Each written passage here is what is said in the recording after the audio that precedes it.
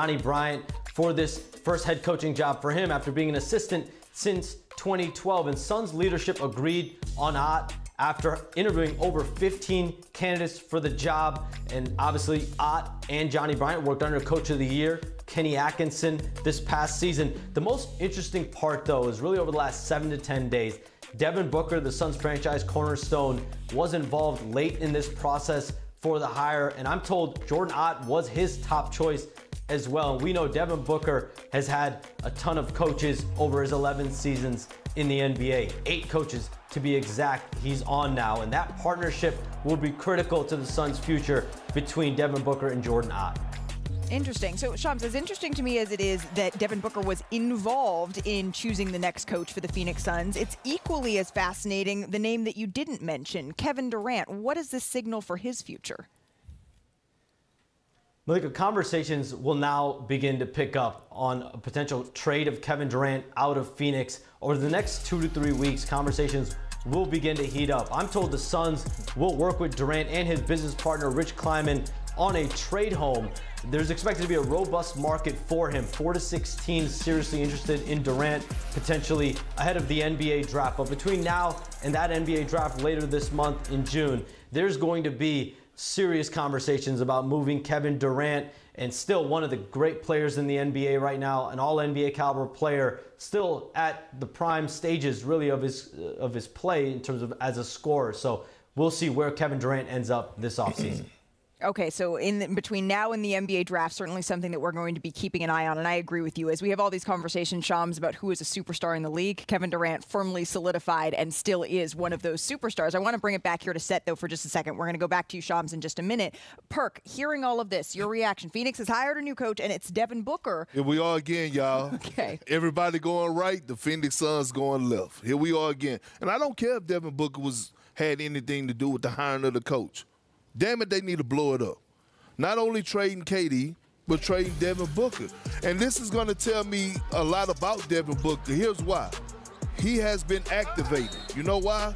Because he's 28 going on 29. So that means Shanae Malik, he's what? He's just starting his prime. His prime has been activated. This team is not going nowhere. This team ain't going nowhere. Nowhere. They're not even going to be a top 6 seed in the West. I don't care who they trade for. Right now, and I'm just going off of right now. The Mavs, Lakers, Nuggets, OKC, Minnesota, that's 5. Houston, that's 6. And we can really keep going. So Devin Booker, I don't want to ever get to the point where I look at him and call him a loser. But if he comes to a place where he's okay with being there and not leveling up to go to an organization where you actually could compete for a championship and you ready to just stay there, basically for another rebuild, I got a problem with that. Whoa. I need you to clarify. Devin Booker and loser is not in this. What are you saying? I did not call. I said I don't want to go there. But I said, if you look at the direction that this organization is going in. Well, maybe losing benefits them by picking a direction, right? But, like, to me, I differ from you in that Devin Booker, you said he's 28 going on 29, who's still dropping 28 going on 29. Like, he's someone that no matter what happens is like a cornerstone that you can sort of build off of. My issue is that, like, it's the pick a direction. You are no longer in the middle now. Like, you either are pursuing championships, which we found that they are not going to be in that class of, especially with KD leaving and the restructuring, or you're going to actual restructure and rebuild. But they don't control their picks. We have to remember they do not control their picks. Yeah, 2032. And one thing, I get what you're saying, Perk, because it's so easy in this league to come in and just to fall into that trap of playing 82 games and not winning the championship and going into your summer. Before you know it, 5 seasons have gone by and you've done nothing. But Devin Booker has taken the first step, getting involved in the coaching search. Secondly, it doesn't matter who coached that team until you figure out what you're going to do with your players. Chemistry. Yeah. You look at all those coaches that came before those guys. Those coaches are guys that have won in other situations. Why aren't they winning in Phoenix?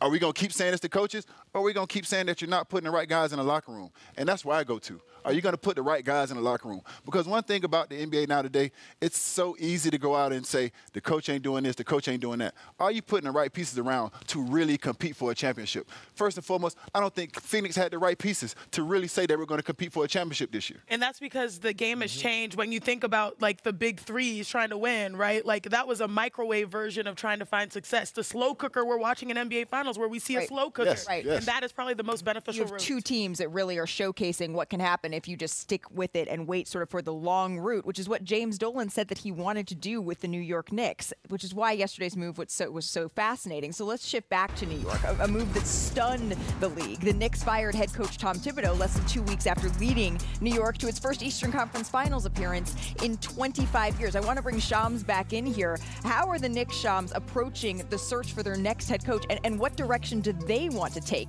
to move this team forward?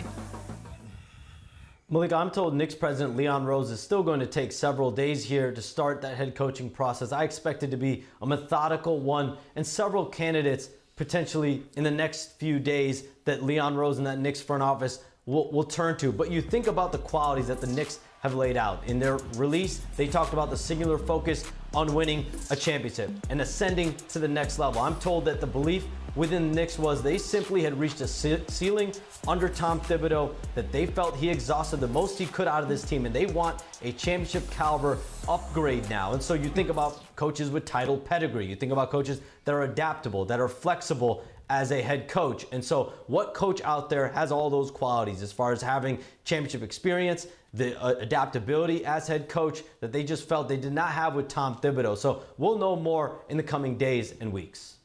Okay, so we'll check in with you as we continue to know more on this, but I can tell you, Shams, as you were talking, as you were reporting on everything that's going around New York, you had UD and Perk over here throwing up their hands a whole lot and a little bit of confusion as to what is going on in New York City. But let's get back to the NBA Finals, shall we? Still to come here on NBA Today. Shai Gilgeous-Alexander has already made history, but the MVP is on the brink of so much more. What he says about what's at stake in our exclusive interview might surprise you.